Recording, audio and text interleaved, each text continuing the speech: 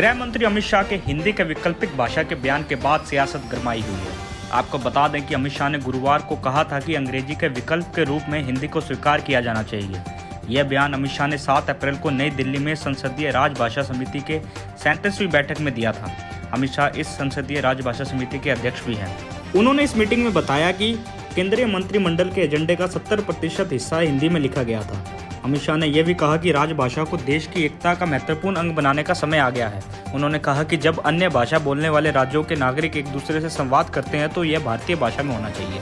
हिंदी को अंग्रेजी के विकल्प के रूप में स्वीकार किया जाना चाहिए, न कि कोई स्थानीय भाषा को। अमित शाह के इस बयान के बाद सियासत गरमाई हुई है। इसका सबसे ज्यादा विरोध दक्षिण भारत कर रहा है। मंत्री पर पलटवार करते हुए कांग्रेस नेता जयराम रमेश ने पूछा कि गृह मंत्री ने सबके गले में हिंदी रटाने की बजाय खुद दक्षिणी भारतीय भाषा क्यों नहीं सीखी। कांग्रेस नेता जयराम रमेश ने कहा कि हिंदी राजभाषा है, शासकों की भाषा और राष्ट्रभाषा नहीं है, जैसा कि राजनाथ सिंह ने संसद में कहा था जब वे गृह मंत्री थे। उन्होंने कहा कि जैसा कि हम जानते हैं, हिंदी साम्राज्यवाद भारत के लिए मौत की घंटी होगी।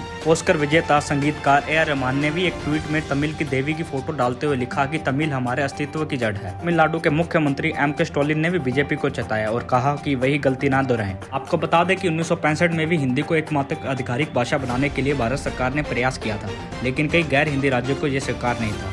ये राज्य अंग्रेजी को निरंतर उपयोग में करना चाहते थे। उस वक्त भी सबसे ज्यादा विरोध दक्षिण भारत में हुआ था। इसके बाद उस वक्त के प्रधानमंत्री जवाहरलाल नेहरू ने 1965 में भी अंग्रेजी को निरंतर उपयोग में संरक्षित करने के लिए 1963 राजभाषा अभियान लागू किया।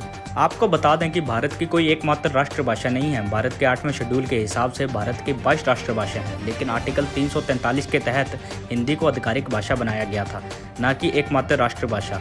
लेकिन राज्य सरकार के लाजमी विरोध के बाद एक इंग्लिश को भी हिंदी के साथ साथ आधिकारिक भाषा बना दिया गया था।